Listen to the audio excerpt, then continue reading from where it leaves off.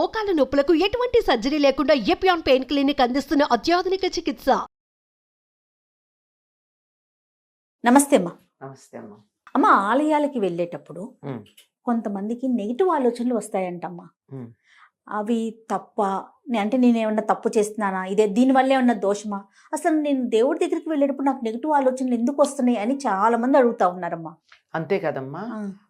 పూజకు కూర్చున్నా, ఇంట్లో ప్రేయర్ చేసుకుంటూ ఉన్నా, స్తోత్రాలు చదువుతున్నా అన్నీ కూడా నెగిటివ్ ఆలోచనలు వస్తాయి. ఓకే. ప్రతికూల భావనలు అంటాం.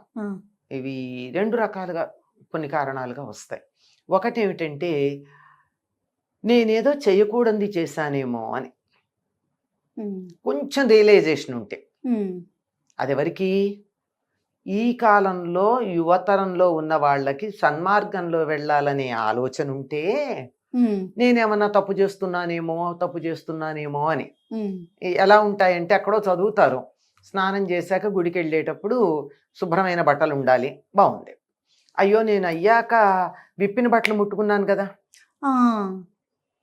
అది అమ్మ ముట్టుకోకూడదు అన్నారు కదా, నేను ముట్టేసుకున్నాను. ఇప్పుడు బట్టలు మార్చుకోకుండా నేను గుడికొచ్చా గుర్తొచ్చింది నేను విప్పిన బట్టలు ముట్టుకున్నట్టు.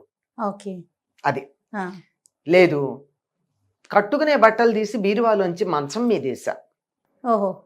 మంచం మీద పనికిరాదంటారు కదా, అమ్మ మంచం మీద వేసిన బట్టలు కట్టుకొచ్చా. ఫోన్ వస్తే గభాలను మంచం మీద కూర్చుని మాట్లాడొచ్చా. ఇవన్నీ గుళ్ళోకి వెళ్ళా గుర్తొస్తాయి, ఇంట్లోనేమో బయలుదేరాలి అని. అంటే అపరాధ భావన అంటారు, గిల్టీ కాన్షియస్నెస్. ఇది యువతరానికి సంబంధించింది. పెద్దవాళ్ళు ఉన్నారు, వాళ్ళు నిమిషానికి కంగారు పడిపోతూ ఉంటారు. ప్రతిదానికి కొడుకుల్ని, కోడళ్ళని, కూతుళ్ళని, పక్క వాళ్ళని బాధ పెట్టేస్తూ ఉంటారు. దీనికి నేను, ఎందుకంటే వాళ్ళు చిన్నప్పటి నుంచి చేసిన తప్పులన్నీ పెద్దవాళ్ళు అయ్యాక వాళ్ళు గుర్తొస్తూ ఉంటాయి. అమ్మా, వాళ్ళు చేస్తుంటారు కదా, వాళ్ళు ఏవేవో కూడనివన్నీ అప్పుడు ఆ యవ్వనంలో ఆ ఉమ్మస్సు అంటారే, ఆ ఉమ్మస్సులో ఆ హడావిడిలో ఏవేవో చేసేస్తుంటారు. అత్తగారిని బాధ పెట్టుంటారు, భర్త మాట వినకపోయి ఉంటారు. ఇప్పుడు వాళ్ళు ఎవరూ లేరు, దానికి పరిష్కారం చేసుకునే అవకాశం లేదు. అంచేత లోపల గిల్ట్ ఉంటుంది. 24 గంటలు దేవుడు నన్ను ఏం చేస్తాడో, దేవుడు శిక్షిస్తాడేమో, నేను ఈ పని చేయడం వల్ల నాకు ఏం పనిష్మెంట్ వస్తుందో, నేను ఏ పాపం చేశానో, ఏ పాపం వల్ల నాకు ఇట్లా వచ్చిందో, నేను బయలుదేరుతున్నాను ఎవరో తుమ్మారు, నేను పట్టించుకోకుండా కారు ఎక్కేసి, నాకు కారు బయలుదేరుతున్నాగా తుమ్మారు, నేను దిగలేను, డ్రైవర్ తీసేశాడు, ఇప్పుడు బయలుదేరుతున్నాగా తుమ్మాడు, నాకేం పాపం వచ్చింది, ఎవడో తుమ్మాడు. ఇలాంటివన్నీ పెట్టుకుంటారమ్మా. ఇదే కారణం, మనకి అపరాధ భావన. ఎందుకంటే మనం అనుకున్న ఐడియల్స్కి మన ఆచరణకి మధ్య ఉన్నటువంటి తేడా వల్ల వచ్చింది. ఇప్పుడు నేను చెప్పానే, విప్పిన బట్టలు ముట్టుకున్నాము, అది పాచి బట్టలు, లేదంటే ఇంకేదో మంచం మీద కూర్చున్నా అన్నదేమిటి, కూర్చోకూడదు అనే ప్రిన్సిపల్ తెలుసు, కూర్చున్నాం. చెయ్యకూడనిది తెలుసు, చేశా. చెయ్యాల్సింది తెలుసు, చెయ్యలా. ఇక్కడ ఐడియల్ అండ్ ఆచరణ, ఆదర్శము ఆచరణ, ఈ రెండింటికి మధ్య తేడా వచ్చేటప్పటికి గిల్ట్ ఫీలింగ్ వస్తుంది. ఓకే. అందువల్ల జాగ్రత్తగా ఉండాలి. ఒకటేమిటంటే ఎవరు పడితే వాళ్ళు చెప్పినవన్నీ విని బుర్రలో పెట్టుకోవద్దు. ఫస్ట్ గిల్ట్ అందుకే కదా వచ్చేది. అదేగా. నిజమే, మనసు మీద కూర్చోవడం తప్పే, కానీ ఒక్కసారి అనుకోకుండా కూర్చున్నంత మాత్రాన కొంపలు మునిగిపోలేదు, దేవుడు మనని శిక్షించడు. రెగ్యులర్గా చేస్తే తప్పు, ప్రతిసారి అదే పని చేస్తుంటే, అదే పని చేస్తే. ఇంకా కొంతమందిని చూస్తాం, ఓసిడి అంటూ ఉంటారు, నిమిషం చేతులు కడుక్కుంటారు, నిమిషం కాళ్ళు కడు, ఏమన్నా అంటే అదంటారు, అదంటారు, ఏదో ఒకటి. ఎందుకు ఇంత ఓసిడి ఉంటుంది, ఎందుకు ఉండాలి అంటే, పరిశుభ్రత గురించి నీకున్న కాన్సెప్ట్ ఏదైతే ఉందో, హై ఐడియల్ పెట్టుకున్నావు, అది ఇక్కడ నువ్వు ఆచరణలో పెట్టలేకపోతున్నావు. ఆచరణలో పెడితే సమస్య లేదు, అంతేగా. ఆచరణ దగ్గర వచ్చింది తేడా. అందువల్ల ఎంతవరకు మనం చేయగలమో అంతవరకు ఉంటే తప్పులేదు. ఈ కొబ్బరికాయని నేను ఫలానా చోట కొన్నాను, వాళ్ళేదో వాటిని ఆ వర్గం వాళ్ళు నీట్గా ఇవ్వరని మనకి సోషల్ మీడియాలో చక్కర్లు కొడుతోంది. అక్కడ కొన్నాను కడక్కుండా తెచ్చా గుడికి. ఆ, అయిపోయిందా? అయిపోయింది. ఇంకా అంతే. ఇంకంతే. ఇక అక్కడ దేవుడు లేదు, భక్తి ఏమీ లేదు, లేదు. భగవంతుడు లేదు. ఇక ఇదే లాగుతూ లేదు, ఉంటుంది. నువ్వు మొదట అక్కడ కొనకు. నీకు అలాంటి అనుమానం ఉంటే కొనద్దు, లేదంటే కడుక్కుని తీసుకురా, లేదంటే వదిలేయి. అసలు ఇవ్వకు. గుడిలో కొబ్బరికాయ ఇవ్వాల్సిందే ఉంది, ఉమ్. ఇవ్వక్కర్లేదు కదా. హాయిగా నువ్వు వేయదలుచుకుంది హుండీలో వెయ్యి. హుండీలో వేయడానికి కూడా నీకు కొన్ని ఇన్హిబిషన్స్ ఉన్నాయి ఈ మధ్యకాలంలో. అందుకని అర్చకుడికి ఇచ్చేసి, ఓ, అది కూడా హుండీలో వేయొద్దని కదా చాలా ప్రముఖ దేవాలయాల్లో అవునవును. హుండీల్లో వేయొద్దని చెప్తున్నారు. నాకు అదేదో బుర్రలో ఉంది, ఆ, చెప్తున్నా. ఎన్నుంటాయో చెప్తున్నాను ఇవన్నీ. ఆమామామ. ఆ. అలాంటి ఉన్నప్పుడు అర్చకుడు వేసేయి. అర్చకుడు పెద్ద పొట్టతో ఉన్నాడు, నున్నగా నిగనిగలాడుతున్నాడు, మెడలో బంగారం గొలుసు కూడా ఉంది. వీడు దేవుడి దగ్గర ఉన్నటువంటి దేవుడికి వేసిన డబ్బంతా తీసుకుని మింగేస్తున్నాడు, వీడికి వేయకూడదు. అదొక ఫీలింగ్. అదొక ఫీలింగ్. ఇవన్నీ ఎందుకమ్మా ఇంత చెయ్యాలా?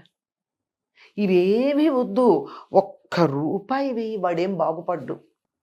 ఉమ్. నువ్వు వేసిన రూపాయి వల్ల మేడలు కట్టుకోడు, పొట్ట అంతే. పెంచుకోడు అర్చకుడు, ఉమ్. పూజారి. ఉమ్. వెయ్యి, నీ మనస్ఫూర్తిగా వెయ్యి. నీ మనస్సునిచ్చే దేవుడికి. అక్కడికి వెళ్ళాక పూజారి ఎట్లా ఉన్నాడు, హుండీలో డబ్బు ఎవరు తీసుకుంటున్నారు, తెచ్చిన పళ్ళో కొబ్బరికాయో ఎక్కడ కొన్నాను, ఉమ్. ఇలాంటివన్నీ చెప్పులతో పాటు వదిలిపెట్టాలి. సూపర్. గుడి ముందన్న బయట బయట వదిలి లోపలికి రావాలి. లోపలికి రావాలి. చెప్పులు వదులుతున్నామంటే దాంతోపాటు ఇవన్నీ వదిలేయాలి. వదిలేసి నేను దేవుడు అంతే, మిగిలినవి ఏం లేవు అన్న భావనతో వెళ్ళాలి. చెప్పడం చాలా తేలిక, ఐడియాలే ఇది కూడా. ఆచరణ అనుకుంటాను కానీ ఈసారికి ఇవన్నీ నెక్స్ట్ టైం నుంచి అనిపిస్తుంది. ఎక్కడికెక్కడంతే కదా. అందువల్ల మనసు మన అధీనంలో పెట్టుకోవాలి. ఏమీ అనుకోవద్దమ్మా. చాలామందికి కోపం వస్తుంది, వచ్చినా సరే అనేక మందికి మనశ్శాంతి కావాలంటే కొద్దిమందికి కోపం వచ్చినా నాకేం పర్వాలేదు. ఏది పడితే అది భయపెట్టేవి, కంగారు పెట్టేవి, బాధ పెట్టేవి మీ సోషల్ మీడియాలో కానీ, ప్రింట్ మీడియాలో కానీ, ఎలక్ట్రానిక్ మీడియాలో కానీ పెట్టద్దమ్మా. నాకు ఇంత తెలిస్తే నేను సోషల్ మీడియాలో పెట్టేస్తే ఎంతమందిని బాధ పెడుతున్నాను. ఒక నెల రోజుల తర్వాత, ఏడాది తర్వాత, 10 ఏళ్ల తర్వాత నేను పెట్టింది తప్పని నేను రియలైజ్ అయితే ఈ లోపల ఎంతమంది నాశనం అయిపోతున్నారు. అవునమ్మా. Until and unless you confirm. Yes.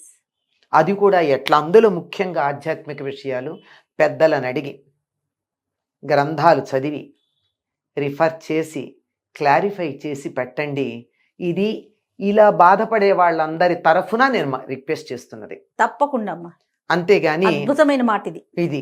దీనివల్ల మీరు ఇట్లా చేస్తే ఇంతే, దీనివల్ల మీకు నాశమే, మీరు ఇట్లా అణగారిపోతారు, మీ కుటుంబం దరిద్రంలో ఓలాడుతుంది, అవును.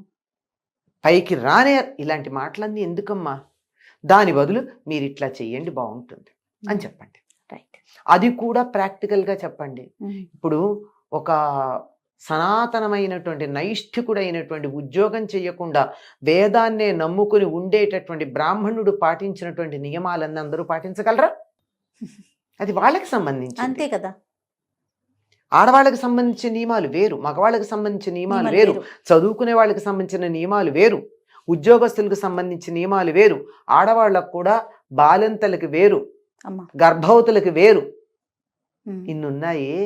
ఇవేవీ తెలియకుండా గాడిదని గుర్రాన్ని ఒకే రాటన కట్టేసి ఇష్టం వచ్చినట్టు మాట్లాడితే అవన్నీ చూసి బాధపడకండి.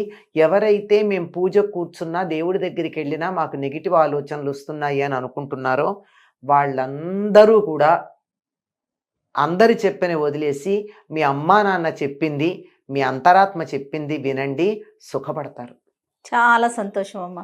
అద్భుతమైన విషయం. ఆఖరికి నే చెప్పింది కూడా వినమని నేను చెప్పట్లా, మీ అంతరాత్మ చెప్పింది వినమంటున్నాను, మీ అమ్మా నాన్న చెప్పింది వినమంటున్నాను.